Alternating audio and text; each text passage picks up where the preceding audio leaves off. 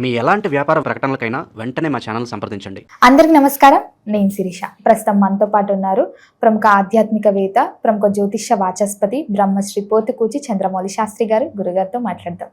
నమస్కారం గురుగారు. ఓం గం గణపతయే నమః. గురుగారు, విశేషంగా ఈరోజు ఏంటంటే మార్చ్లో చంద్రగ్రహణం వస్తుంది. గత ఫిబ్రవరిలో సూర్యగ్రహణం కూడా వచ్చింది. అప్పుడు మన భారతదేశంలో లేకపోయినా కొంతమంది ఉంది, పట్టు విడుపు స్థానాలు అది ఇది అన్నారు. మరి ఇప్పుడు చంద్రగ్రహణం వస్తుంది. అసలు చంద్రగ్రహణం మన భారతదేశంలో కనిపిస్తుందంటారా? అసలు చంద్రగ్రహణం ఉందంటారా? ఓం శ్రీమాత్రే నమః. అమ్మ, చాలా మంచి విషయాన్ని అడిగావు. చాలామందికి కన్ఫ్యూజింగ్ లెవెల్స్ ఎక్కువైపోయినాయి గ్రహణాల గురించి. ఇప్పుడు మనకి మార్చి నెలలో 3వ తేదీ ఫాల్గుణ మాసము శుద్ధ పౌర్ణమి రోజున, అంటే చంద్రుడు పూర్వ ఫల్గుని నక్షత్రంలో ఉన్నప్పుడు, కేతువుతో కలిసి ఉన్నప్పుడు, ఆల్రెడీ సింహరాశిలో కేతువు పూర్వ ఫల్గుని నక్షత్రంలోనే ఉన్నాడు. చంద్రుడు కూడా పూర్వ ఫల్గుని నక్షత్రంలోనే 3 గంటల 20 నిమిషాల తర్వాత ఉంటాడు ఆయన. అంటే వాళ్ళిద్దరూ దాదాపు ఒకే నక్షత్రంలో ఒకే పాదంలో ఉన్నప్పుడు కలిగేదే గ్రహణం. దాన్నే గ్రహణం అంటారు. మరి ఈ యొక్క గ్రహణం అనేటటువంటిది ఈసారి మంగళవారం అవటం. మరి చంద్రగ్రహణం అంటే సూర్యాస్తమయం తర్వాత చంద్రుడు ఉదయించినప్పుడు దాని యొక్క పట్టు విడుపులు అనేవి జరుగుతూ ఉంటాయి. ఈసారి ఏమైంది? మధ్యాహ్నం 3 గంటల 20 నిమిషాలకి ప్రారంభం అవుతోంది చంద్రగ్రహణం. అంటే చంద్రుడు కేతువు కలుస్తున్నారు ఆ టైంలో, కరెక్ట్గా డిగ్రీస్లో. మరి సూర్యాస్తమయం 6 గంటల 5 నిమిషాలు 2 నిమిషాలు ఆ సమయంలో సూర్యాస్తమయం అవుతోంది. మరి ఈ చంద్రుడు అనేటటువంటి వాడు ఉదయం అవ్వాలంటే దాదాపుగా 6 గంటల 22 నిమిషాలకి చంద్రోదయం అవుతోంది. అంటే మనకి సూర్యాస్తమయం తర్వాత చంద్రోదయం అయినప్పుడు మాత్రమే మనకి గ్రహణం పట్టినట్టు లెక్క. అప్పటి వరకు గ్రహణం యొక్క శోల మాత్రమే ఉంటుంది. అర్థమైందమ్మా? కాబట్టి ఫాల్గుణ మాసము శుద్ధ పూర్ణిమ మంగళవారము మార్చి 3వ తేదీన కేతుగ్రస్తోదయ పాక్షిక చంద్రగ్రహణం. మనకేంటంటే అర్ధవృత్తాకార చంద్రగ్రహణం అని, లేకపోతే పూర్ణ చంద్రగ్రహణం అని, అంటే మొత్తంగా చంద్రగ్రహణం ఏర్పడేవి కూడా ఉన్నాయి. కాబట్టి ఇప్పుడు మనకు వచ్చేది పాక్షికం, కొంతవరకు మాత్రమే. అంటే మనకి 25 నిమిషాలు మాత్రమే ఆ విడుపులో కనిపిస్తుంది. చంద్రోదయం 6:22కి అయితే 6:45 6:47 వరకు మనకి ఈ చంద్రుడు ఆ యొక్క డిగ్రీస్ని వదిలేసి గ్రహణం అనేటటువంటిది అంత్యకాలంగా చూపిస్తోంది. ఆ 25 నిమిషాల్లోనే మనం పట్టు స్నానము చేయాలి, విడుపు స్నానం చేయాలి. ఆ సమయంలోనే ఆ 26 ఎప్పుడైతే సూర్యాస్తమయం అయిపోతుందో అప్పుడు చక్కగా పట్టు స్నానం చేసి మళ్ళీ 6:50 నిమిషాలకి 6:47 6:50 ఉంటుంది. ఆ సమయంలో విడుపు స్నానం చేయాలి. ఎవరైతే కొంతమంది మంత్ర ఉపాసన శక్తులు, ఎవరైతే కొంతమంది మంత్రాలు ఉంటూ ఉంటాయి, వాటిల్ని ఆ సమయంలో చాంటింగ్ చేసుకుంటూ ఉంటారు. ఆ 27 నిమిషాలు 30 నిమిషాల్లో చక్కగా వాళ్ళు పట్టు స్నానం చేసి ఆ దర్భచాపలో వారికి సంబంధించినటువంటి మ్యాట్స్ అలాంటివి వేసుకొని చక్కగా ఆ మంత్రోపాసన చేసుకోవటం ద్వారా ఆ సమయంలో ఆ గ్రహణ కిరణాలు అనేటటువంటివి వీరికి ఆ మంత్ర ఉపదేశాన్ని, ఉపాసన శక్తిని పెంచుతాయి. మరి 3:20 నుంచి ఏం చేయాలి అంటే, మరి 3 గంటల 20 నిమిషాల తర్వాత అవకాశం ఉన్న వాళ్ళు స్నానం చేయొచ్చు.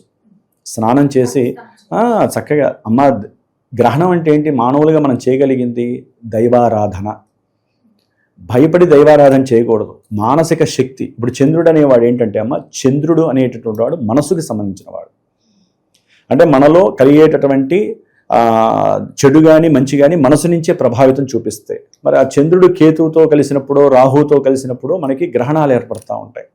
ఈసారి కేతువుతో కలవటం వలన మానసికంగా కొంత ఇబ్బందికరమైనటువంటి పరిస్థితులు, అట్లాగే ఇది సింహరాశిలో ఏర్పడుతోంది కాబట్టి, అట్లాగే పుబ్బా నక్షత్రం కాబట్టి బంగారానికి సంబంధించి, వెండికి సంబంధించినటువంటి దోషాలు ఎక్కువ అవటం. దోషాలంటే రేట్లు పెరగటము, ఉన్నట్టుండి తగ్గిపోవటము, దాని మధ్య ఫ్లక్చువేషన్స్ పెరిగి ఎంతోమందికి పూర్తిగా నష్టాలు కలగటము. మరి ఆ స్థానం అనేటటువంటిది రాజకీయ స్థానం. సింహరాశి చంద్రకేతుల యొక్క గ్రహం పడుతోంది. పాక్షికమైన పూర్ణగ్రహణమైనా సరే ఆ దోషము ఆ రాశికి పడుతోంది కాబట్టి కొంతమంది క్రీడాకారులకి దోషభూయుక్తమైనటువంటి కాలము, కొంతమంది లలిత కళలు, సినిమా యాక్టర్సు, లేకపోతే రాజకీయ నాయకులకి ఇది ఒక పీడ అనేటటువంటిది కూడా కలిగే అవకాశం ఉంటుంది.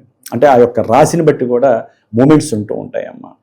ముఖ్యంగా ఈ యొక్క చంద్రగ్రహణం యొక్క ఫలితాలని మనం గనక ఆలోచించినట్లయితే కొంతమంది గర్భవతులు ఉంటారు, గర్భం ధరించి 3వ నెల తర్వాత వాళ్ళు ఉంటారు. వాళ్ళందరికీ ఎక్కువ భయం ఆందోళన ఎక్కువ ఉంటూ ఉంటాయి. ఆ భయంతోనే సగం వాళ్ళ శరీరం అదుపు తప్పుతుంది. ఆ విషయం అందరికీ తెలియట్లేదు. ఇక్కడ భయపడక్కర్లేదమ్మా. ఎవరైనా సరే ఈ చంద్రగ్రహణం ఉంది కాబట్టి పొద్దున్నే పూజాధికాలు చేసేసుకొని 9:30 లోపల 10 లోపల అల్పాహారం చేసేవాళ్ళు అల్పాహారము, భోజనం వండుకొని దేవుడికి నైవేద్యం పెట్టి భోజనం చేసేటటువంటి పరిస్థితి చేసేసుకోండి. ఎందుకంటే అమ్మ ఒక గ్రహణానికి 7 గంటల ముందే మనం భోజనాలు అల్పాహారాలు చేసేసుకొని దర్భలు ఇంట్లో మొత్తం అందరికీ తెలిసిన విషయమే, దర్భలన్నీ కూడా పచ్చళ్ళ మీద నీళ్ళ మీద లేకపోతే దేవతా విగ్రహాల దగ్గర మీద కానీ వేసేసుకొని ప్రశాంతంగా వాళ్ళ పనులు వాళ్ళు చేసుకోవచ్చు, ఇబ్బంది ఏం లేదు. అంతేగాని అడుగు ముందుకు వేయకూడదు, చేయి పక్కన పెట్టకూడదు, తిరగకూడదు, ఇలాంటివి ఏమీ లేవు.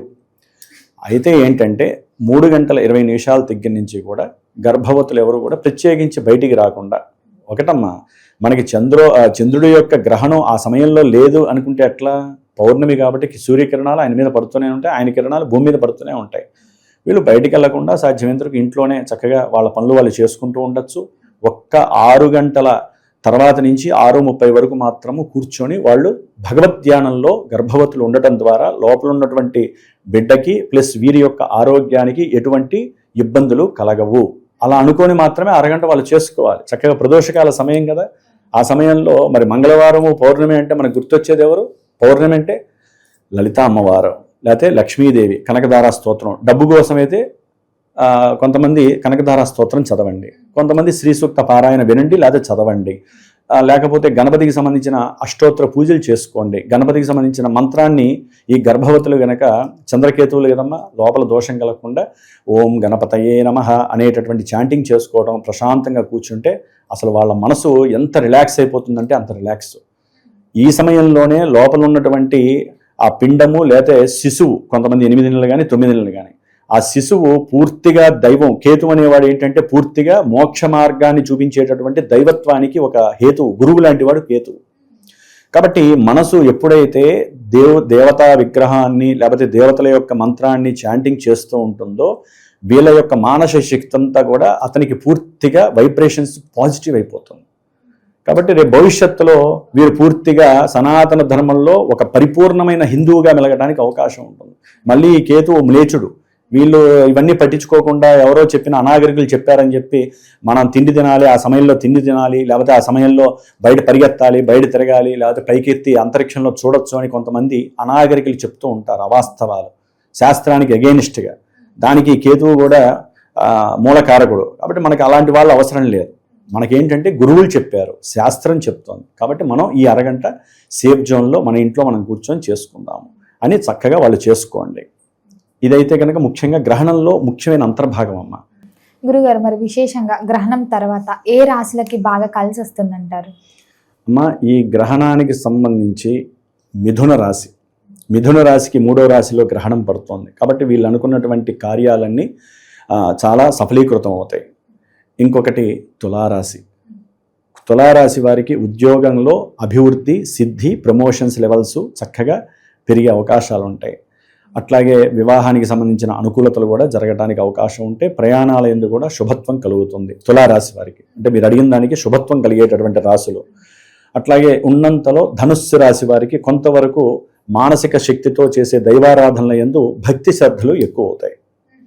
ఇంకొకటి మనకి పూర్తిగా మీనరాశి వాళ్ళకైతే కనుక ఉద్యోగము అనేటటువంటి విషయంలో వీరికి చాలా మంచి ఫలితాలు, అనుకూలత్వాలు కలుగుతాయి. సేవకా స్థానంలో వీరికి మంచి గుర్తింపు లభిస్తుంది. ఇది మీనరాశి వారికి. అట్లాగే వీరికి ఉన్నటువంటి కొన్ని శత్రు బాధలు, రోగ బాధలు, రుణ బాధలు ఇవన్నీ కూడా తొలగిపోవటానికి మనసు సహకరిస్తుంది. సంతాన రీత్యా కూడా కొంత అనుకూలమైనటువంటి పరిస్థితులు గృహంలో నెలకొల్పడుతూ ఉంటాయి వీళ్ళకి. ఇంకొకటి ముఖ్యంగా బాగున్న వాళ్ళల్లో మిథునం చెప్పేశాం కాబట్టి ఈ యొక్క అంటే మిథునము, తుల, ధనస్సు, మీనరాశులు వీళ్ళకి చాలా అనుకూలమైనటువంటి పరిస్థితులుగా మనం చెప్పుకోవచ్చు. శుభత్వాలు ఇచ్చే రాశులు ఇవి ఈ గ్రహణం వలన. మిశ్రమ ఫలితాలు ఇచ్చే రాశులు, మిశ్రమ ఫలితాలు ఇచ్చేటటువంటి రాశుల్లో వీరికి కర్కాటక రాశి ద్వితీయంలో ఉంటాడు కాబట్టి సరే ధనం వస్తుందా రాదనేటువంటి మీమాంసలు ఉంటారు. తర్వాత విషయం కుటుంబంలో కొన్ని అలజడులు తగ్గుతాయి. కాబట్టి మిశ్రమ ఫలితంలో కర్కాటక రాశి ముందంజలో ఉంటుంది. ఇంకొకటి వృశ్చిక రాశి. వృశ్చిక రాశి వారికి దశమ స్థానంలో పడుతోంది కాబట్టి ఉన్నంతలో ఉద్యోగ వ్యవస్థలపైన కొంతవరకు వీరికి ఎఫెక్షన్ అనేది కొంచెం నెగిటివ్గా ఏర్పడే అవకాశం ఉంటుంది. కర్మదోషాలు అనేటివి కొంతవరకు వీరికి తగ్గే అవకాశాలు ఉంటాయి. ఇంకొకటి కుంభరాశి. కుంభరాశి వారికి కూడా సప్తమంలో చంద్రకేతువులకి సంబంధించినటువంటి దోషం పడుతుంది కాబట్టి అది ఒక రకంగా చెప్పాలంటే భార్యాభర్తలు బంధుత్వాలు కొంచెం వాళ్ళంతటా వాళ్ళు మనస్సులో గట్టిగా అనుకుంటే తప్ప నిలబడవు. అట్లాగే వ్యాపారంలో లాభసిద్ధి రాకపోయినా నష్టాలు అనేటటువంటివి కొంత తగ్గే అవకాశం ఉంటుంది. పోయే నష్టం అయితే పోతుంది కానీ భాగస్వాముల మధ్య కొంచెం జాగ్రత్త అవసరం. ఇంకొకటి మేషరాశి. మేషరాశి వారికి సంతాన రీత్యా కొంచెం జాగ్రత్తగా ఉండండి. వేణుగోపాల స్వామి ఆరాధన ఈ సమయంలో చేసుకోవటం మంచిది. సంతాన ప్రతిబంధక దోషాలు అనేటటువంటివి మేషరాశికి 5వ స్థానంలో చంద్రకేతువులు కాబట్టి కొంచెం మానసికమైనటువంటి నిర్లక్ష్యం వలన మేధస్సు తగ్గటము, చదువుకునే విద్యార్థులకి చదువు మీద కొంచెం ఇబ్బంది కలగడం జరిగే అవకాశము, మిశ్రమ ఫలదాయకంగా ఈ యొక్క రాశులు అనేటటువంటి కలగడానికి అవకాశం ఉంది. మరి ఈ గ్రహణం ఎఫెక్ట్ వల్ల ఏ రాశులకు బాగాలేదంటారు? అస్సలు పూర్తిగా సింహరాశి. ఆ సింహరాశిలోనే కలుగుతోంది కాబట్టి వీళ్ళు ఆరోగ్యం మీద, ప్రాణం మీద, ప్రయాణాల మీద, వీళ్ళు మాట్లాడే మాట మీద, అధికారులతో మాట్లాడేటప్పుడు ఉద్యోగం మీద, తండ్రి గారి యొక్క ఆరోగ్యం మీద శ్రద్ధ పెట్టాలి. ఎందుకంటే పూర్తిగా దీని మీదే పడుతోంది.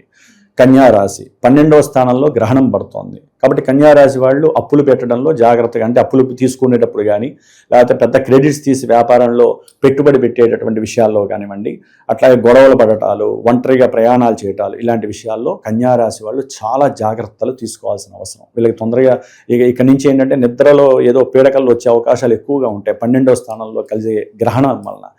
ఇంకొకటి మకర రాశి. వీరికి పరిపూర్ణమైనటువంటి దోషము, అష్టమంలో చంద్రకేతువులు. ఇదేంటంటే ప్రతి విషయంలో అనుకున్న ప్రతి విషయాలలో ఆటంకాలు, ఉద్యోగ ప్రతిబంధకాలు, ఉద్యోగాలు కొంతమందికి పోవటము, అట్లాగే అకస్మాత్తుగా సడన్గా కొన్ని మృత్యుతుల్యమైనటువంటి ప్రమాదాలు వీళ్ళ కళ్ళ ముందే కనపడుతూ ఉంటాయి. వీరికి కూడా అలా టచ్ అయ్యే అవకాశాలు ఉంటాయి. మకర రాశి వారికి కొంచెం ప్రయాణాలయందు జాగ్రత్తగా, అట్లాగే సడన్గా తీసుకునేటటువంటి నిర్ణయాలయందు కొంచెం జాగ్రత్త వహించి తీసుకోవాలి. అది ఉద్యోగం కావచ్చు, తల్లిగారి ఆరోగ్యం కావచ్చు, ఏదైనా సరే తొందరగా జాగ్రత్త పడాలి. నాకు ఈ సమస్య వస్తుంది అనుకున్నప్పుడు మకర రాశి వారు జాగ్రత్తగా ఉండాలి, చాలా జాగ్రత్తగా ఉండాలి. ఇంకొకటి వృషభ రాశి. వీరికి చతుర్థంలో పడేటటువంటి ఈ చంద్రకేతువుల యొక్క గ్రహణము ప్రయాణాల పరంగా కొంచెం ఇబ్బందుల్ని, ప్రమాదాల్ని కలుగజేస్తుంది. అట్లాగే విద్యార్థులకి విద్య యందు ఆటంకాలు, ప్రతిబంధకాలు కలుగజేస్తే తల్లి యొక్క ఆరోగ్యం మీద పూర్తిగా ఎఫెక్ట్ పడుతుంది, నెగిటివ్ ఎఫెక్ట్. అట్లాగే భూములో, గృహాలు ఉంటాయి కదా, వాటికి సంబంధించిన ఇష్యూస్ ఎక్కువయ్యే అవకాశాలు వృషభ రాశి వారికి ఎక్కువగా ఉంటాయి. బండ్ల మీద, అది కారైనా బండైనా ఏ వెహికల్ అయినా, పెద్ద వెహికల్ అయినా జాగ్రత్తగా నడపండి. ఆలోచనలు పరివిధాలుగా పెట్టుకోకుండా, తల్లిగారికి ఏదైనా సమస్య వస్తే వెంటనే డాక్టర్కి చూపించి దానికి తగ్గ మందులు వాడండి. విద్యలో ఎక్కడా అలసత్వం లేకుండా గణపతి ఆరాధన చేయటం ద్వారా వృషభ రాశి వారికి ఈ అధమ ఫలితాలకి సంబంధించి దోషాలు పోవటానికి రెమెడీ కూడా ఉందమ్మా. నేను అది కూడా చెప్తాను. ఎందుకంటే ముఖ్యంగా రెమెడీయే ప్రాధాన్యత జ్యోతిష్య శాస్త్రంలో. ముఖ్యంగా ఈ ఇందాక చెప్పినటువంటి వృషభ రాశి వారు, సింహరాశి వారు, కన్యారాశి వారు, మకర రాశి వారు, ఈ రాశుల వాళ్ళు తప్పకుండా ఆ గ్రహణ సమయంలో వీలుంటే నాగపడిగని రాగి ప్లేట్లో పెట్టుకొని ఒక ఆవు నెయ్యి అనేటటువంటిది కొంచెం పరిమాణం పెట్టుకొని గణపతి మంత్రాన్ని, ఓం గం గణపతయే నమః అనేటటువంటి మంత్రాన్ని, అట్లాగే లేదా అమ్మవారికి సంబంధించిన ఏదో ఒక అష్టోత్తరాన్నో, రాజరాజేశ్వరి, ఎవరికి ఏది కావాలో మనసులో ఆ మంత్రాన్ని చక్కగా చదువుకుంటూ, గణపతి మంత్రం అయితే కనుక పూర్తిగా మైండ్ వాళ్ళ స్వాధీనంలో ఉంటుందమ్మ.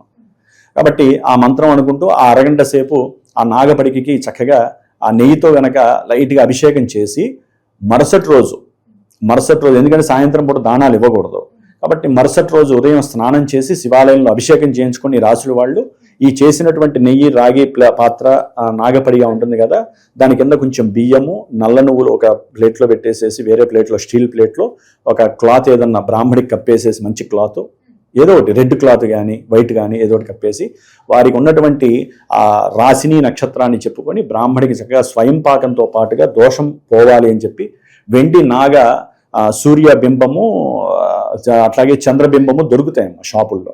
నాగపడిగేటు మీరు అభిషేకం ముందే తెచ్చిపెట్టుకొని వీటన్నిటికీ చేయటం ద్వారా ఈ మూడిటికి మీకున్నటువంటి దోషాలు పోవడానికి మీరే బ్రాహ్మణత్వం వహించవచ్చు, తప్పేం లేదు, చిన్న మంత్రంతో.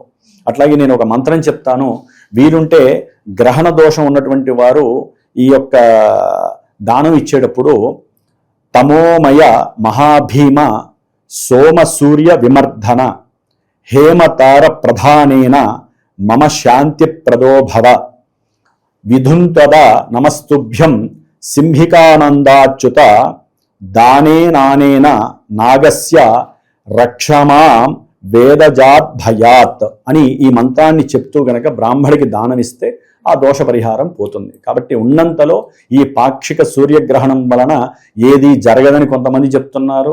అబ్బో ఇది బ్రహ్మాండంగా దోషాలు కలుగుతున్నాయి అంటున్నారు. ఇక్కడ దోషం ఉన్నా లేకపోయినా మనకి కంటి ముందు కనపడదండి. భవిష్యత్తులో మనం వెళ్తున్నప్పుడు అవి ఎక్కడో ఒకడ గుచ్చుకుంటూ ఉంటాయి. కాబట్టి మనకి శాస్త్రం చెప్తోంది పూజలో పునస్కారాలు దానాలు అభిషేకాలు ఇలాంటివి చేసుకొని బయటపడాలి తప్ప ఒక్కొక్కరేమో పూర్తిగా ఈ దోషం మనకి లేదు పాక్షిక చంద్రగ్రహణం అంటున్నారు. ఏ గ్రహణం అయినా సరే స్పర్శేగా. కాబట్టి ఆ స్పర్శని మనం దోషభూయుక్తంగా లేకుండా చేసుకోవడానికి చిన్న పరిహారాలు చేయండి. దానివల్ల మీకు శుభం కలుగుతుంది. ఏది తెలియని వాళ్ళు నవగ్రహ స్తోత్ర పారాయణ చేసుకోండి. దానివల్ల ఏ సమస్య అనేటటువంటిది లేదు. దీనికి పెద్ద పెద్ద హోమాలతో పని లేదు, ఏమీ లేదు.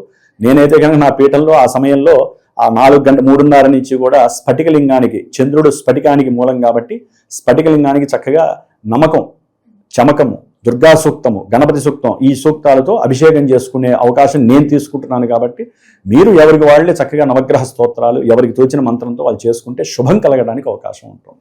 గురుగారు ఇది వరకు మీరు చెప్పినట్టు 4 రాశుల వారికి ఒక రెమెడీ చెప్పారు. కానీ ప్రేక్షకులకి ప్రతి ఒక్కరికి ఉంటుంది. మేము కూడా వ్యక్తిగతంగా ఏదైనా పరిహారాలు ఏమైనా చేసుకోవచ్చా, ఏదైనా దాన ధర్మాలు చేసుకోవచ్చా అంటే వీక్షించే ప్రేక్షకులందరికీ కూడా ఏదన్నా నెక్స్ట్ డే అంటే గ్రహణం అయిపోయిన తెల్లవారుజామున గుడికి వెళ్ళడం కానీ అక్కడ ఏదైనా విశిష్టంగా ఏదైనా దాన ధర్మాలు చేయడం లాంటివి ఏమైనా ఉంటే ఒకసారి తెలియదు. అదేనమ్మా, ఇందాక చెప్పినట్టుగా దోషం ఉన్న వాళ్ళు మాత్రం ఇట్లా చేయండి. ఏ దోషం ఉన్నా లేకపోయినా ప్రతి ఒక్క రాశి వారు, ప్రతి ఒక్క నక్షత్రం వారు గ్రహణం అయిపోయిన మరుసటి రోజు తప్పకుండా శివాలయానికి వెళ్ళి వారి యొక్క కుటుంబ సభ్యుల మీద చక్కగా అభిషేకం చేయించుకోండి.